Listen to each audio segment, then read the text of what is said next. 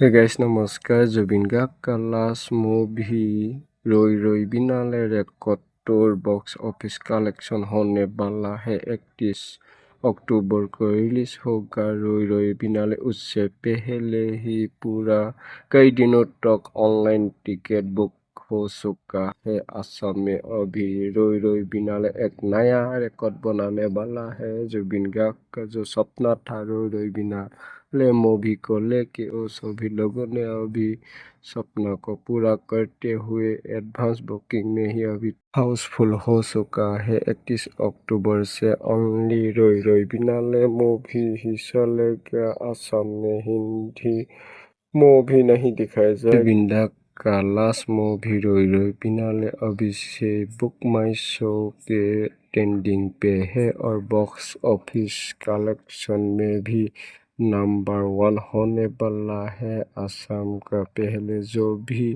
film था उससे